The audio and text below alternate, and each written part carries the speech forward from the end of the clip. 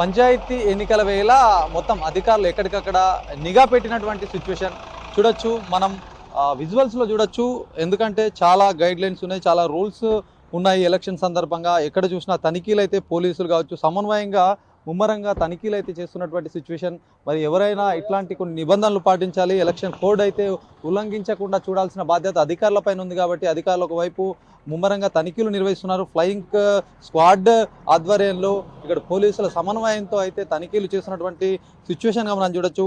కామారెడ్డి జిల్లా బీర్కూర్ మండలం ప్రధాన రహదారి పైన అయితే అధికారులు సమన్వయంగా తనిఖీలు అయితే చేస్తున్నారు. ఎందుకంటే ఏదైనా ఎలక్షన్స్ కోడ్ ఉంటుంది, దాని నిబంధనల ప్రకారంగా డబ్బులు క్యారీ చేసే విషయం కావచ్చు, మద్యం సంబంధించి ఇట్లాంటి అనేక రకాలుగా ప్రలోభాలు ఓటర్లకు పెట్టే అవకాశం ఉంటుంది. కాబట్టి ఈ నేపథ్యంలో అధికారులు అయితే తనిఖీలు నిర్వహిస్తూ ఎక్కడికక్కడ ప్రతి వెహికల్ని క్షుణ్ణంగా తనిఖీలు చేస్తున్నటువంటి సిచ్యువేషన్గా చూడొచ్చు. మాట్లాడదాం, అధికారులు ఉన్నారు, ఎట్లాంటి తనిఖీలు చేస్తున్నారు ఇప్పటివరకు, మరి ఎవరెవరిని ఏమన్నా గుర్తించినటువంటి సందర్భం ఏమైనా ఉందా? ఇప్పుడు వరకు అయితే అలా చాలా వెతుకుతున్నాం, అలాంటి ఏం దొరకలేవు. చూస్తున్నాం అంటే ఎట్లా మీ నిబంధనల ప్రకారం ఏమేమి చెక్ చేస్తున్నారు, ఎట్లాంటి వెహికల్ని చెక్ చేస్తున్నారు? 50,000 కంటే ఎక్కువ అమౌంట్ ఉన్న వాళ్ళని, గోల్డ్, డ్రింకింగ్ బాటిల్స్ అవి అలాంటివి చెక్ చేస్తాం. అంటే ఇప్పుడు మండలం సంబంధించి మీరు చూసారా? బీర్కూర్ మండలమా ఎట్లా? బీర్కూర్ మండల్ మొత్తం. ఎంఆర్ఓ ఆఫీస్, సీనియర్ అసిస్టెంట్ని, ఎఫ్ఎస్టీ టీమ్ మా మెంబర్స్ అందరు, SI, constable, observer sir, driver. ఎన్ని రోజుల నుంచి మీరు ఇట్లా తనిఖీలు చేస్తున్నారు? 25th నుండి చేస్తున్నాం. ఎక్కడెక్కడ మేడం, ఎక్కడెక్కడ తిరుగుతూ ఉంటారు? ఎట్లా అంటే ఏమన్నా చెప్తా ఉంటారా? ఎవరన్నా ఇట్లాంటి ఏమైనా క్యారీ చేసేటప్పుడు కానీ వాళ్ళకి కంపల్సరీ మేము తీసుకుంటాం, కంప్లైంట్ తీసుకోరు. మొన్న బైరాపూర్లో ఒక కేసు అయింది, వాళ్ళు వితౌట్ ర్యాలీ పర్మిషన్ చేశారు, వాళ్ళకి ఎఫ్ఐఆర్ బుక్ చేయడం జరిగింది. పర్మిషన్ తీసుకొని చేయాలి. ఒకవేళ ఎవరైనా ఇప్పుడు 50,000 కనుక కనిపిస్తే ఎవరి దగ్గర ఉంటే క్యారీ చేస్తే కనుక మీరు వాళ్ళకి ఏం చెప్తారు అసలు? అది రిసిప్ట్ అడుగుతాం సార్, దేనికి సంబంధించింది అది, మెడికల్కా, బ్యాంకుకా సంబంధించిన ఎలాంటి ప్రూఫ్స్ లేకపోతే సీజ్ చేస్తాం.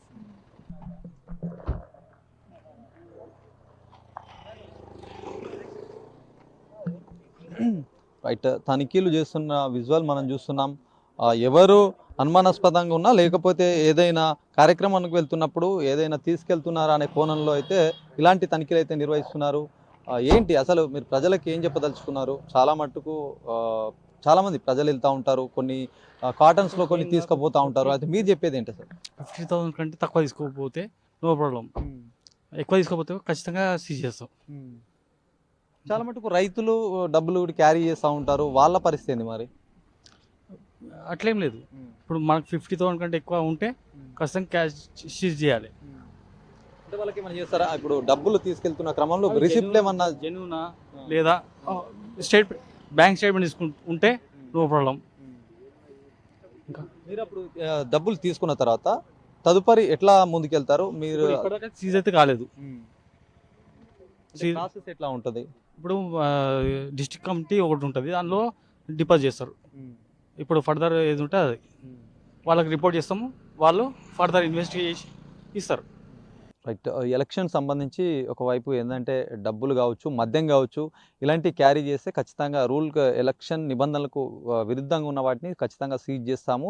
వాళ్ళ సంబంధిత డాక్యుమెంట్ చూపించుకొని, రైతులు కావచ్చు ఎవరైనా ఉంటే వాళ్ళ డాక్యుమెంట్ చూపించుకొని ఫర్దర్గా అమౌంట్ తీసుకెళ్లాల్సి ఉంటుందని చెప్పి ఒకవైపు అధికారులు చెప్తున్నారు. ఉమ్మడి నిజామాబాద్ జిల్లా వ్యాప్తంగా ఇప్పటికే తనిఖీలు ముమ్మరంగా సాగిస్తున్నారు. ఒకవైపు చెక్ పోస్టులు కావచ్చు, ఆ మండల కేంద్రంగా ఉన్నటువంటి విలేజ్లో ఎక్కడైనా ఒక చోట ఆపి క్షుణ్ణంగా తనిఖీలు నిర్వహిస్తున్నటువంటి సిచ్యువేషన్ జిల్లా వ్యాప్తంగా కనిపిస్తున్నటువంటి పరిస్థితిగా చెప్పొచ్చు. కెమెరా పర్సన్ సందీప్తో శ్రీనివాస్, అభినవ్ భారత్, కామారెడ్డి జిల్లా నుంచి.